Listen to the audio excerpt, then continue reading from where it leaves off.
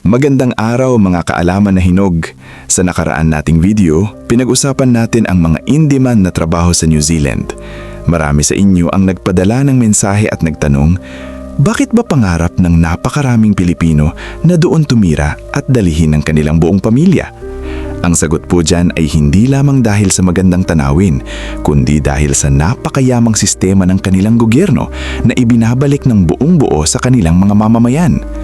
Alam nyo ba na pag kayo ay naging legal na manggagawa o residente roon, magiging maginhawa ang buhay ninyo na hindi natin nararanasan dito sa ating bansa? Kaya sa video na ito, iisa-isahin natin ang 10 libre at pinansyal na benepisyo sa New Zealand na nagpapabago sa buhay ng mga Pilipino. Kapag nalaman nyo ang mga ito, siguradong mas lalo ninyong susuportahan ang inyong mga anak o apo na makipagsapalaran doon. Kaya tapusin ang video na ito at mangarap tayo para sa magandang kinabukasan ng ating pamilya. Pang-una sa ating listahan, libreng edukasyon para sa mga anak. Free public schooling.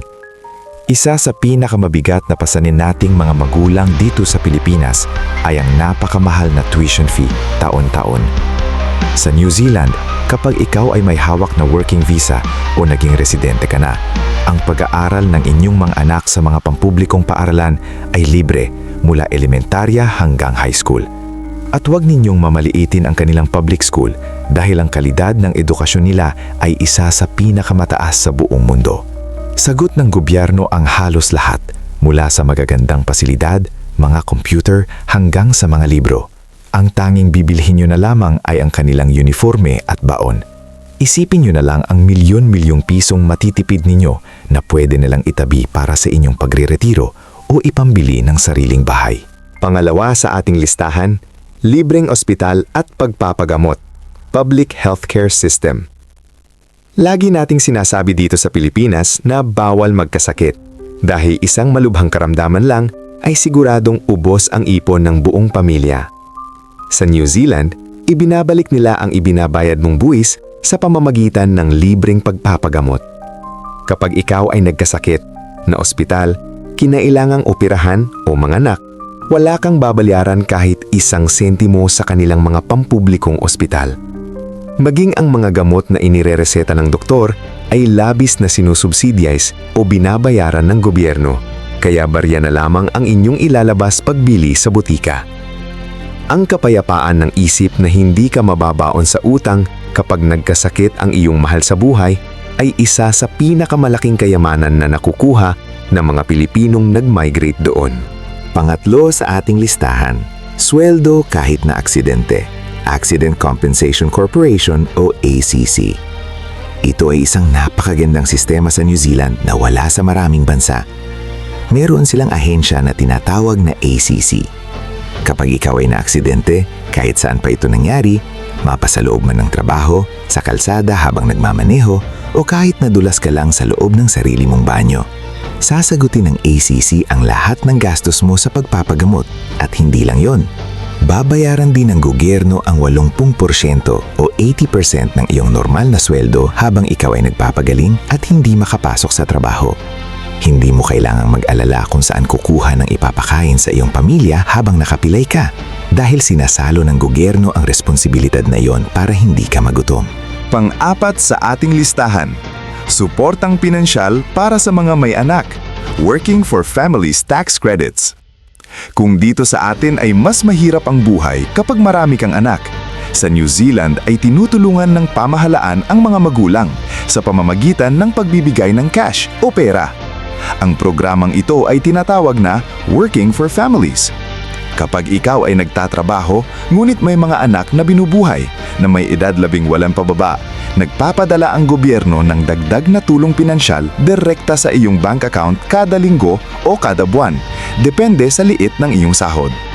Gusto nilang makasiguro na ang bawat bata sa kanilang bansa ay may sapat na gatas, pagkain at maayos na tirahan, anumang ang uri ng trabaho ng kanilang mga magulang. Panglima sa ating listahan, napakataas na minimum wage at tamang bayad sa oras. Hindi uso sa New Zealand ang salitang underpaid o kulang ang pasahod. Ang kanilang minimum wage o pinakamababang sahod ay isa sa pinakamataas sa buong mundo na pumapalo sa humigit kumulang 23 dolyar kada oras, katumbas ng halos 800 pesos kada oras sa pera natin. Ibig sabihin, kahit ikaw ay nagtatrabaho lamang bilang tagalinis, kahera sa grocery o nagpipitas ng prutas sa farm, kaya mong bumuhay ng pamilya, bumili ng sasakyan at magkaroon ng maayos na bahay. Mahigpit din ang batas nila na kapag sumobra ka sa 8 oras na trabaho, babayaran ka agad ng overtime pay. Walang kumpanyang pwedeng mang-abuso at mag-uwi ng trabaho nang walang kaukulang bayad. Baka naman po, total wala naman kinikita ang channel namin, baka po kahit sa pag-like lang po dito sa video at subscribe, okay na po. Maraming salamat po. Pang-anim sa ating listahan, 4 na linggong bayad na bakasyon. 4 weeks paid annual leave. Dito sa Pilipinas, madalas ay 5 hanggang 10 araw lang ang leave natin sa isang taon at minsan ay nahihiya pa tayong gamitin dahil baka magalit ang boss. Sa New Zealand, ipinag-uutos ng batas na bawat manggagawa ay may karapatan sa hindi bababa sa 4 na linggo o 1 buwan na bakasyon taon-taon ng may buong sweldo. Buhay na buhay sa kanila ang work-life balance. Pinipilit pa ng mga kumpanya ang kanilang mga empleyado na magbakasyon upang makapagpahinga, makasama ang kanilang mga pamilya at makapag-travel nang hindi inaalala ang kikitain dahil tuloy-tuloy ang pasok ng sweldo nila kahit nasa beach sila nagre-relax. Bukod pa ito sa 11 araw na public holidays na bayad din. Pang-7 sa ating listahan, malaking pensyon sa pagtanda, KiwiSaver at NZ Superannuation. Ang kalungkutan ng maraming Pilipino kapag nagretiro ay ang napakaliit na pensyon na hindi makasapat pambili ng gamot. Sa New Zealand, meron silang KiwiSaver, isang sistema kung saan ang maliit na kaltas sa iyong sweldo ay dinadagdagan ng pera ng iyong employer at dinadagdagan pa ng pera ng gobyerno. Pagdating mo sa edad na 65, pwede mong makuha ang milyong-milyong na ipon mo rito ng buong buo. Bukod pa di dyan, kapag ikaw ay naging ganap na citizen o natugunan mo ang taon ng paninirahan doon, makakatanggap ka ng NZ Superannuation o lingguhang pensyon mula sa gobyerno na sapat para makapamuhay ka ng masagana kahit hindi ka na magtrabaho kailanman.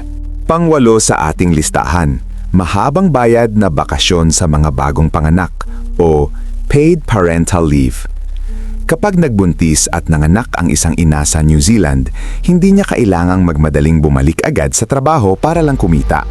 Ang gobyerno nila ay nagbibigay ng hanggang 26 na linggo o 26 weeks o mahigit 6 na buwan ng paid parental leave. Sa loob ng 6 na buwan na iyon, ang pamahalaan ang magbabayad ng iyong sweldo habang ikaw ay nasa bahay lang at nag-aalaga ng iyong bagong silang na sanggol. Pwede rin itong ibigay sa asawang lalaki o hatiin nilang mag-asawa kung gusto nila. Napakahalaga sa kanilang kultura na matutukan ng mga magulang ang unang buwan ng mga bata upang lumaki silang malusog at may maayos na pag-iisip.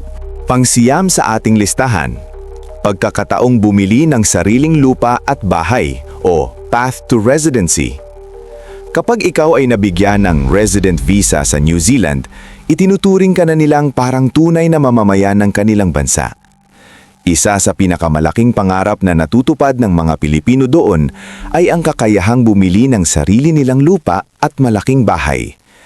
Dahil napakababa ng interes sa mga bangko at napakalaki ng kanilang sahod, mas madaling makakuha ng home loan o utang pambahay kumpara dito sa atin. Ang gobyerno pa mismo minsan ang nagbibigay ng tulong pinansyal o grant para sa mga first-time home buyers o yung mga unang beses palang bibili ng bahay. Hindi mo na kailangang mangupahan habang buhay. At ang pang-10 sa ating listahan, walang korupsyon at ligtas na kapaligiran.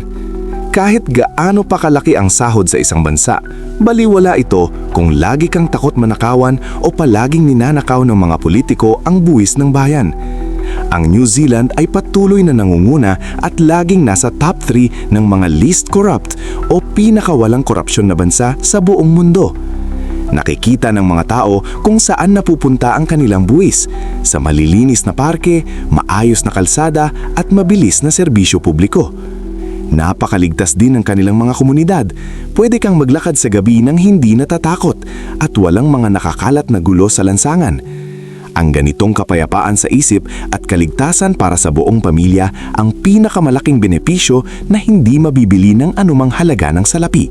Mga kaalamang hinog, ngayon ay mas malinaw na sa atin kung bakit handang magsakripisyo ang maraming Pilipino na mawalay muna sa pamilya para lamang maabot ang pangarap na makapasok sa mga bansang katulad ng New Zealand. Ang paglipat sa ibang bansa ay hindi madali. Kailangan ito ng matinding dasal, pagsisikap at pagtitiis. Ngunit kapag nakamit na ang tagumpay, ang kaginhawaan ay ramdam hindi lang ng nag-abroad, kundi ng mga susunod pang henerasyon ng inyong pamilya. Ibahagi ang video na ito sa inyong mga kapamilya at mga anak na may pangarap makipagsapalaran sa ibang bansa upang magsilbi itong inspirasyon at pag-asa sa kanila. Maraming salamat po sa inyong walang sawang pagsuporta. Ingat po tayong lahat at God bless.